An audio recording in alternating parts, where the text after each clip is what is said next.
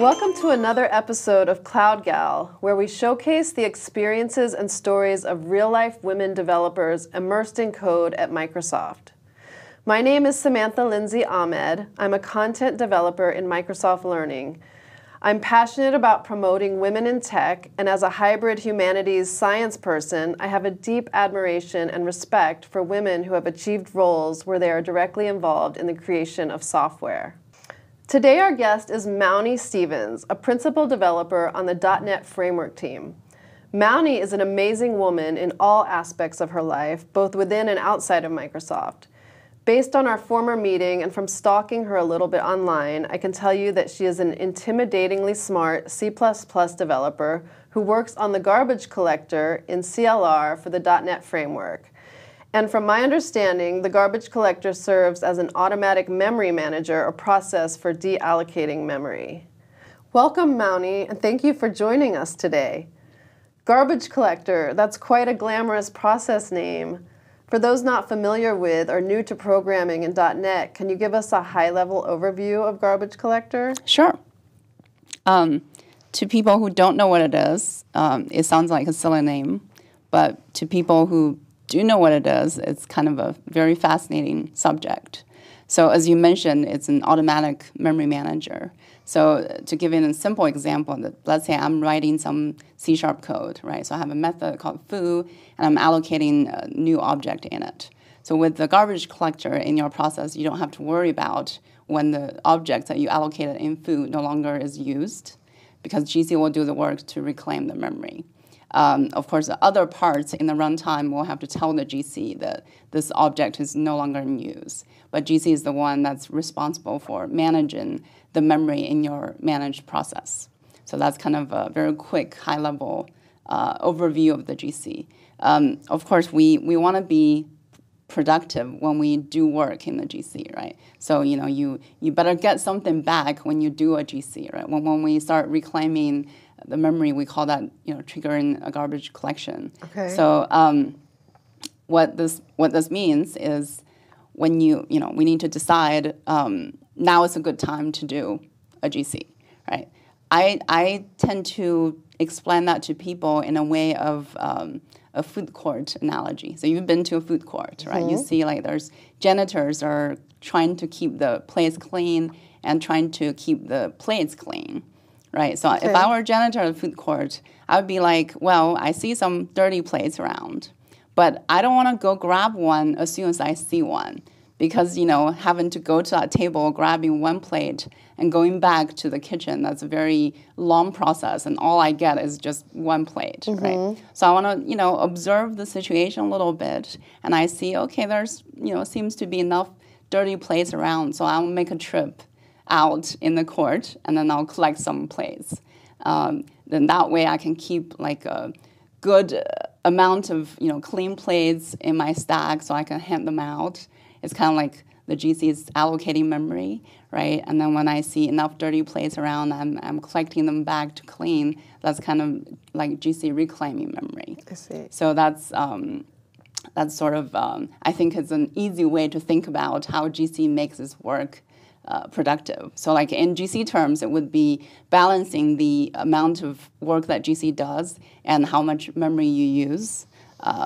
So that's kind of... So how do you know if the plate's dirty? So yeah, that's a good question. So in a food court, it's pretty obvious, right? In the GC sense, well, so when I talked about this in the beginning, right? So when you allocate objects in your method, well, the runtime actually knows that this object is still in use, so you better not, reclaim that object, okay. right? So if when the GC happens, it gets told by some components, we'll not go into detail in the rest of the runtime, that tells the GC, well, these are the things that are still in use. So GC will say okay, I'm not going to reclaim memory for those. Okay. However, I might move them, right? Because I might be able to get my heap smaller by moving them together. So that's called a compacting GC. And then the space I freed up is available for you to make new objects in. So that's how GC recognizes what to collect and what not to. Okay. Yeah. And is this the only method for memory management So if you allocate objects normally, as in like I just call something equals like new whatever, like a reference, what we call reference type, it will be managed by the GC. In the C# environment, or rather .NET Framework environment, you also have the option to just allocate some memory on the stack. So if you have a struct and you allocate a new struct, it's just on the stack. Of course, any managed process is still a Win32 process, which means you still have the option to allocate what we call native memory, right? So you could invoke some operation to say, like, I'm just going to call the native calls directly. Okay. And I can, of course, one of the things I can do is to allocate memory that way. So, I could just call virtual alloc myself in my managed app and go directly to the virtual memory manager to allocate memory there. And that part is not managed by the GC. Okay. Yeah. So how is this something that like you improve upon over time? One of the things I really love about the GC is it has very simple goals, right? If I were to work on, say, a UI component, you might love it. The next person might hate it, right? For the GC, it's very simple. People just want it to be faster, to use memory more efficiently. Different people might have some preference, like which one they want to put more emphasis on. But that's really it. Which one, meaning? Meaning that, maybe I'll sacrifice some memory usage for a shorter pause from the GC, that kind of thing. Some people might say, well, I can tolerate a longer pause, but please keep my heap as small as possible. So that's the kind of trade-off that people make. Okay. But in general, that's kind of the GC's goal, right? We really want to, make satisfy what people want in these two aspects and make them as efficiently as possible. Okay. Yep. So that's the. So how did you end up working on GC? So I actually came to CLR as a performance PM. I was a dev in my last group. I used to be in Windows. And when I was looking around, I found the CLR group, and I really wanted to be on this team. And they actually had a PM opening. And I was like, well, I've never been a PM before. I'll just try it. So did you want to do it because of the PM part, or were you really interested I really wanted to be on the CLR team. Why? So this was the time when Windows just started using managed code. And as we found out that writing managed code requires some caution still, right? You don't just go and write whatever and expect to perform well. You still have to do your share of performance work. And I think in Windows, we're probably not that diligent with it. And we ended up kind of given the managed code sort of made people scared of it. Some people would say like, oh, you're writing managed code, doesn't that mean slow? So I was like, this is a new thing, right? This is kind of something we're betting on. I like to see it for myself. Like, is it really slow, or is it just a way that we're using it? Okay. And CLR is the core of .NET Framework. So I saw this opening, and I think the bigger reason I wanted to join is just because I was really interested in learning about this technology. Oh. The smaller reason was I was thinking, well, I try this new thing. If it doesn't work out, I can always go back to being a dev. Right? Yeah. So I started as a perf PM. I was the PM for 9 months. And it was pretty clear that I'm not a PM. Okay. So I think the part that I enjoyed being a PM the most was doing dev work as a PM. But one thing that I got out of it was when I was doing the dev work, I was working with Patrick Dussaud, who was the architect and the dev for the GC in the CLR.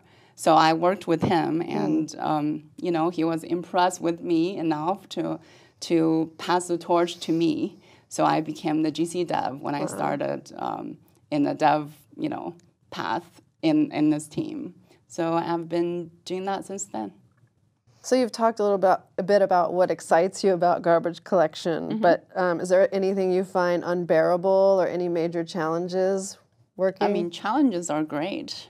The challenges are great. Yeah, that's why I'm here, right? If it was all easy, then I wouldn't be here. So can you speak to those challenges? Like what kinds of challenges do you experience? Oh, you know, the garbage collection is kind of a complicated process, right? Like one of the things that you can think of as a challenge in general is when you make changes to one part of a garbage collector, how do you not regress all the other parts, right? Because making improvements to one part may need you to make some sacrifices in other parts. Okay. But sometimes we do have to make such sacrifices. So we would say like, hey, if you this comes back to the trade-off I was talking about, because things are not magical, right? Mm-hmm. Sometimes it's not possible. I mean, unless you're writing crappy code to begin with, which I tend to think we are not. Mm-hmm. It's very hard to improve everything, every scenario. So if I want to say, like, I really want to improve this part, it might mean, like, I need to make a little sacrifice in other parts. Okay. But I will try to do the best job I can to not regress those other parts to an unacceptable degree. I see. Right. So can you speak to your development process at all? I can give you a little history of, like, what we went through for the GC and the CLR. So in V1, I wasn't there in V1, so it was Patrick. We released a GC that had what we call the workstation GC, which is mostly for client apps, and server GC, which was mostly for server apps, right? Server apps means like generally you have a pool of worker threads that were doing kind of things that are similar. So, if you go to the Bing server, backend server, it's going to take requests and serve them. And that's a typical scenario of a server application. Okay. And we also had this concurrent flavor that we just called concurrent GC, which meant that for some, normally when we do a GC, we have to do something that we call the stop the world. It's a kind of a classic term. So in stop the world, you pause all the user threads, which means when the GC is working, the user code cannot run. So obviously that means, you like to keep that pause as short as possible, right? And concurrent GC means that during some time in the GC process, the user threads are allowed to run. So therefore it's called concurrent GC, right? But concurrent GC had its limitations, which means it only allowed you to allocate memory, which means like, I'm running concurrently with the GC and, managed code tends to allocate a lot of memory. At some point, you'll need to be stopped if you allocate too much. I'll not go into detail what we define as too much, but at some point, GC will say, if you need to allocate any more memory, I'm going to pause you. Okay. Which is kind of, for that thread, it's the same as stop it, right? Stop the world. So, and then we kept doing like various improvements. Of course, with every release, we have various improvements in the GC. And in 4.0, that's when we had a new evolution of the concurrent GC, which we call background GC. Background GC allowed you to actually do like littler GCs, right? Smaller GCs when the big GC is going on. So, the big GC will say, I'm going to collect pretty much the whole heap. But during that process, you can do more than just allocating. So while you're allocating, if you allocate too much, like previously you've hit some threshold where we say, like, you've allocated too much, I will not allow you to allocate anymore. So now we can actually do a smaller GC to reclaim some memory from what you've just allocated. I see. So that means you could just sustain this mode, right? Unless you survive too much memory. Like if you survive too much memory, that means your heap will just get bigger and bigger. But if you do a very regular thing, like I allocate some and I, let's say, barely survived anything, then you can just sustain this mode until the big GC is done.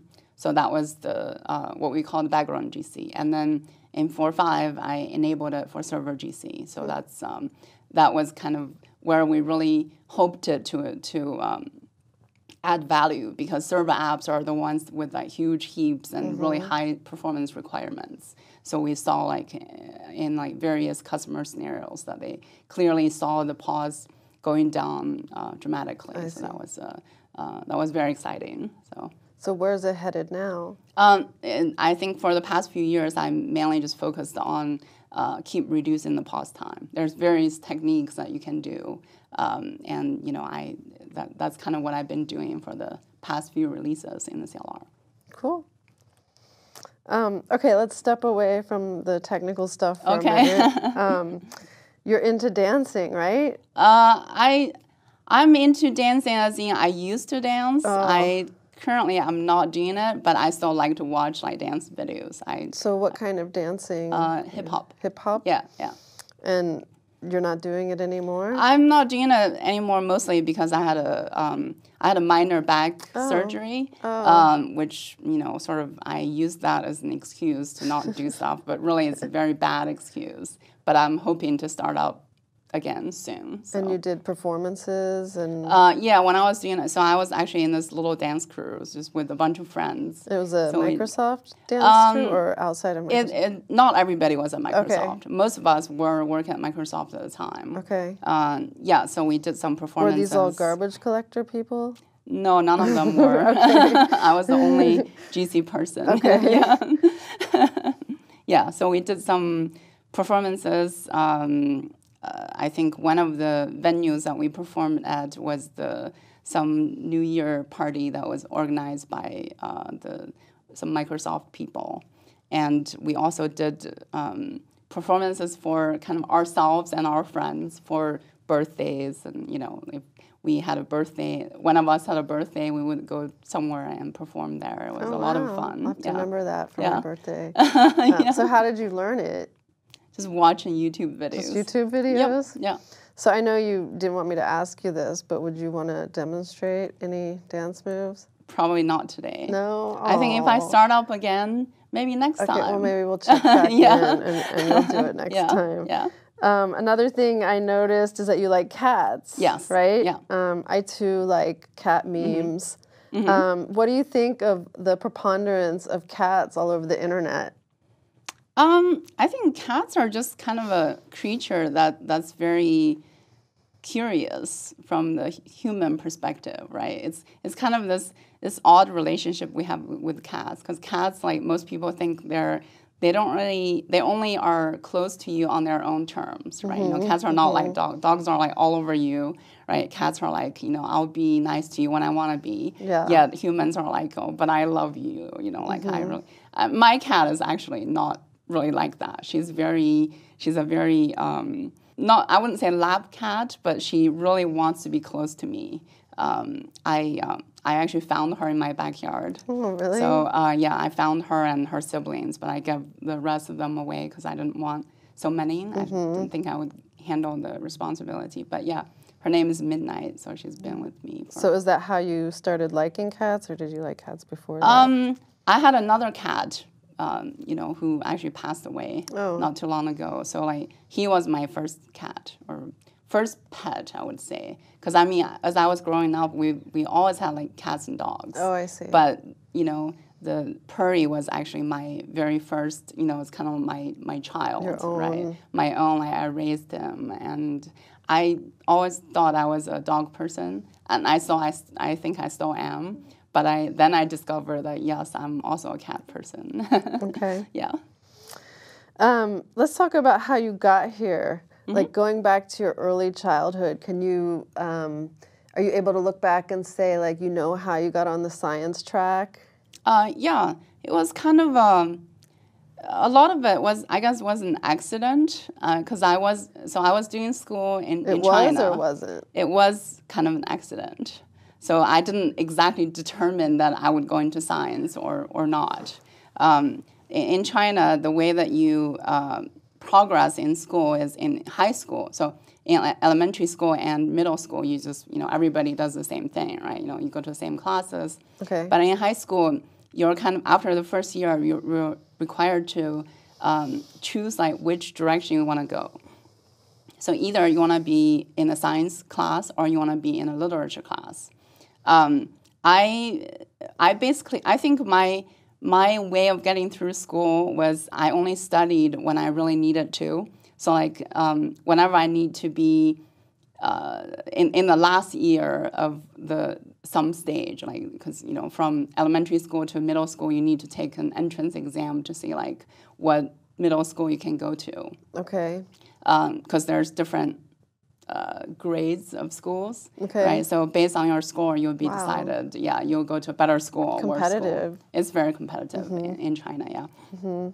So in high school, after the first year, of course, I didn't have very good grades because I, you know, was the first year of the stage. So I was like, it doesn't matter yet, so I don't need to be... You don't need to try. Right, I don't need to try. Yeah. My homeroom teacher was... he didn't really have that good of an impression of me, obviously. So he was talking to my mom when the term was over and I was going to choose, like, which direction I was going to go to. Apparently, he told my mom, they had a meeting, and he said, you know, if Maoni wants to get into literature, there's a chance she could get into a decent college.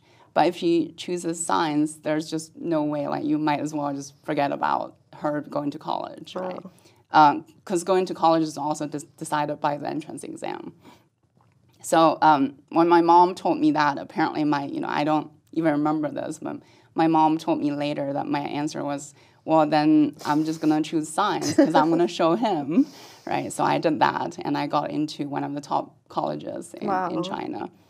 So it's I guess you could say it's kind of a dare, but still, I think it's not...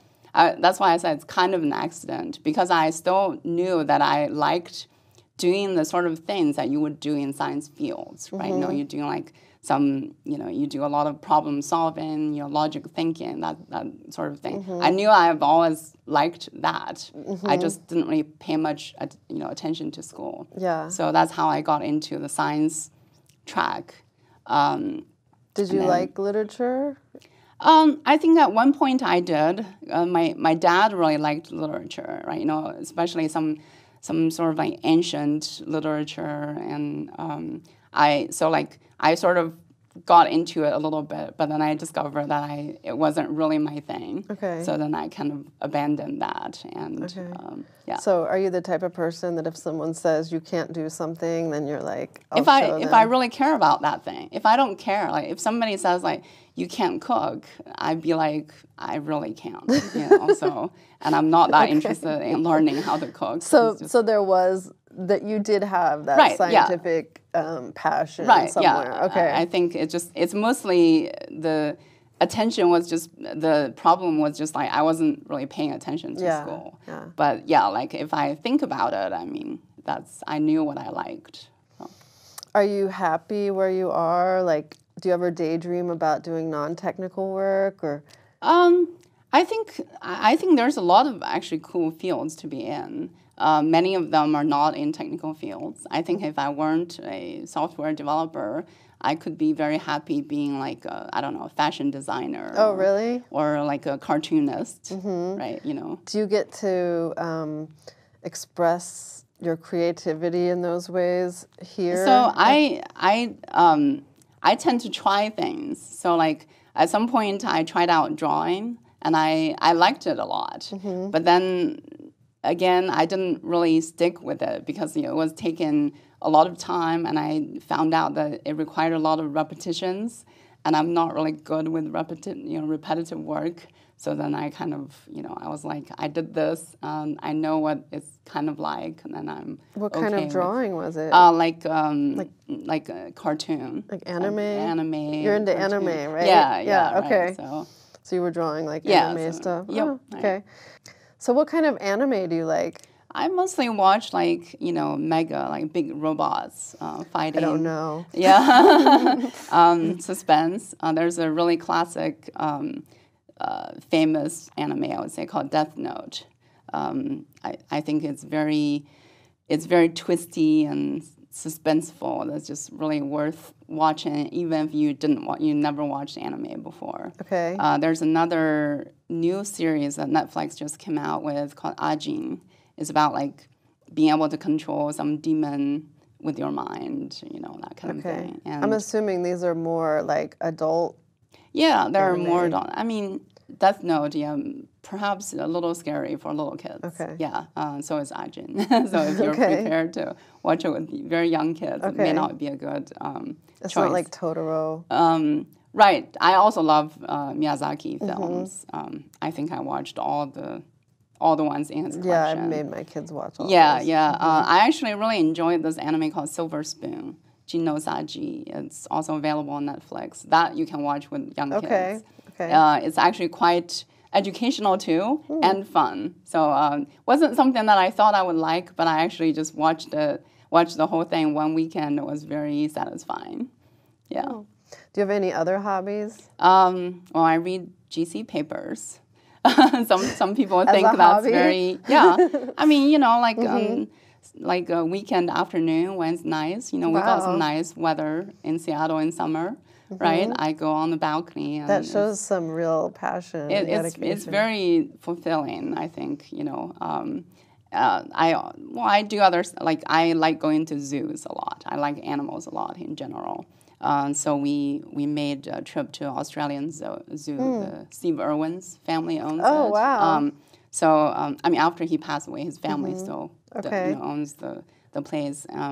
We did like a tiger walk where we walked with a real tiger. Oh. She's a small tiger, but still, like you got to like touch her and like a koala experience. You hold the koalas. And it was a blast. Yeah. So basically, wherever I go, one of the places I go to is a zoo. So what's the best zoo that you've been to? I would probably say Australian Zoo. The Steve Irwin? Yeah, right. I mean, I like Woodland Park Zoo too. You do like it? Yeah, San Diego Zoo is great too. And I've been to like the Panda Center in China. Okay. That was really fun to see too. Do you have any inspirations or role models from your childhood that? I think like I'm not. I tend to just look at people for like different aspects of what they do. So there's a lot. If I look at various people, there's just a lot of amazing people around.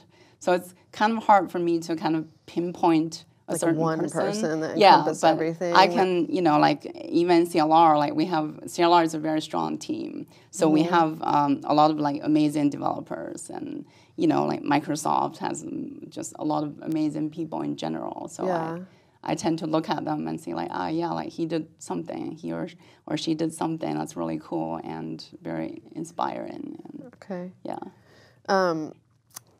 What has your experience been working at Microsoft, like as a woman, or it doesn't have to be as a woman, but have you had any particular experiences as a woman? I don't really think I tend to look at people separated by the gender. I mean, there's a lot, like, obviously that's one way to look to separate people, right? It's clear there's men, there's women at Microsoft. But I tend to look at people more like, I know they possess different skill sets. Like some, if you look at devs, it's very interesting. So some devs, they prefer to do feature work, right? They like to design and code it up. It's very fulfilling for them.